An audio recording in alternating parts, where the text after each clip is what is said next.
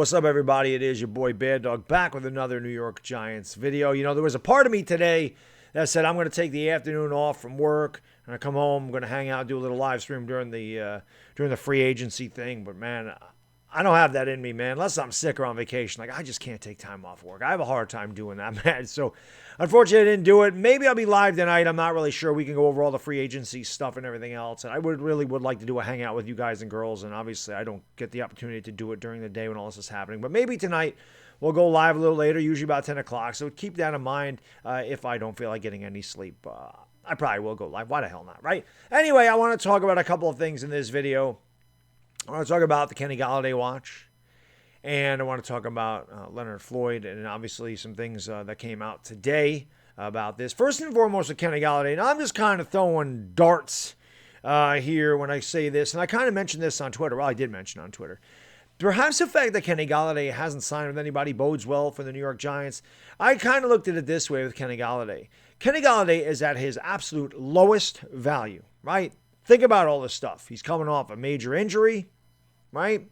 He's coming out of a situation in Detroit where things did not end well. And he's coming into a free agent market that has really not shown a lot of value in wide receivers. And the cap went down from $198 to $182.5 million. So obviously, this is his lowest buying point. Now, for Kenny Golladay, this bodes well for the Giants because we don't have a lot of money to spend, and it doesn't seem like there's many teams out there being linked to Kenny Golladay. Jacksonville maybe was one of them, but they went out with Marvin Jones, so they're not going to get Golladay. Miami Dolphins are the other team that seem to have interest. But if it's really just the Giants and Dolphins bidding for Kenny Galladay's services, he might come pretty cheap. And the other thing that I was thinking is that it could be a short-term deal. Kenny Golladay would actually be smart to sign a short-term deal. And I'm not even saying with the Giants. I'm saying with anybody. For maybe 2 years, $32 million. You get $16 million a year. That's a far cry from what Detroit offered him and he turned down, but he didn't foresee what was going to come here with the injury and with obviously the whole COVID situation lowering the cap. So he gambled and he lost. But if he does sign a short-term deal, this would allow him to be a free agent again in 2023 when the cap space should be back to normal and he's 29 years old. So he could still get a major contract and cash in there. He'd also have 2 years to prove that he could stay healthy and put up big numbers. Now, does he want to do that with the New York Giants? Does he want to do that somewhere else? That would be up to Kenny Golladay.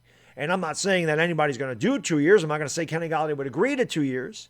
But honestly, I think that would suit him the best if he did something like that. Because if he signs a long-term deal here, he's not going to get the money that he normally would have commanded in a regular a regular free agent market.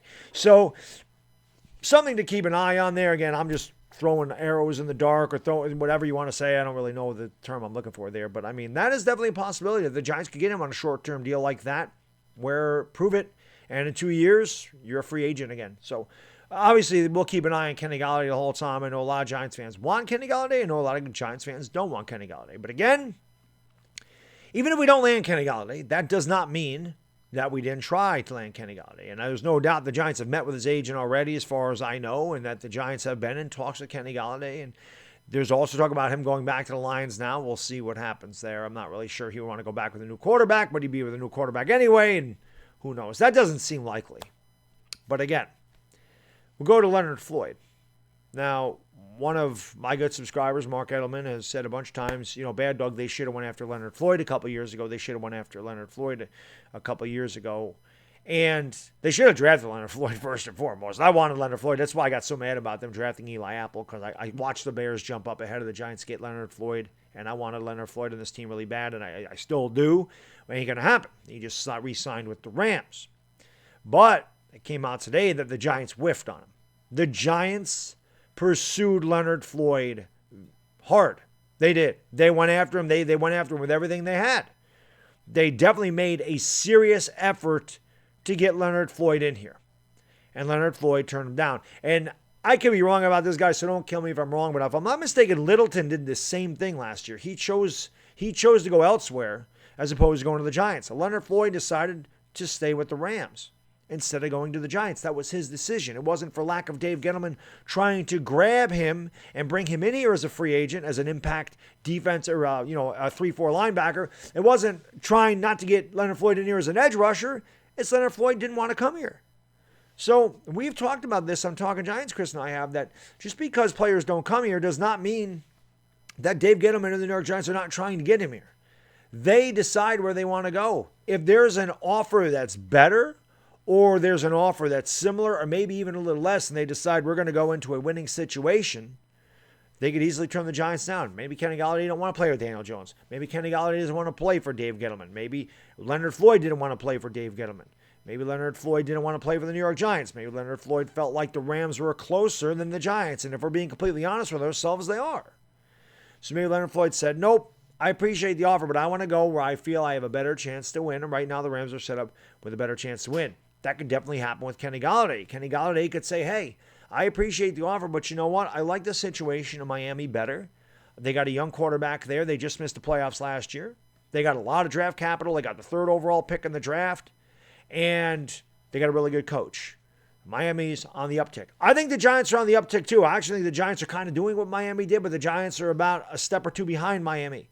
So Miami's kind of that, they're getting ready to take off. They're getting ready to really take the next step, where the Giants are still trying to take baby steps to get where Miami is. So Kenny Golladay would bring us a lot closer to where Miami is, and that is why I covet him on the New York Giants, and that is why I want the Giants to get him. And also, I've said it a million times, I want the Giants to get him because I want Daniel Jones to have a number 1 receiver. I want Daniel Jones to have the best opportunity to succeed, because if Daniel Jones has the best opportunity to succeed, then the New York Giants have the best opportunity to succeed. So, obviously, like I said, we'll keep an eye out on all that stuff. But again, Leonard Floyd, man, the Giants went after him. And I know a lot of people don't understand that sometimes it may not show up. It may not come out in the media. It may not come out on Twitter or Instagram or whatever website these guys go to, NFL.com, or wherever you're going. It may not come out that, hey, they took a run at him and missed. I mean, they were also interested in Hunter Henry. From what I hear, the Giants were very interested in Hunter Henry. I don't know if they made Hunter Henry an offer, but they were definitely in on Hunter Henry, and he ended up going to New England. So, again, the Giants right now, if we're being completely honest with ourselves, are not the most appealing franchise to go to. So you can say Dave Gettleman's not trying to bring in free agents, or like Steve Smith ripped him a new one yesterday saying he doesn't want alphas here and he doesn't want guys that are going to make a stink in the locker room. Well, nobody really wants a problem in the locker room. Let's be honest. Who's saying, oh, that guy's a locker room cancer, bring him on in. We could use that, except for Dallas. They seem to like that type of player. But they're like, bring him on in. We would like a lot of dissension in our locker room and a lot of divide in our locker room. Bring that guy in. We love that guy. Who really wants that in their team?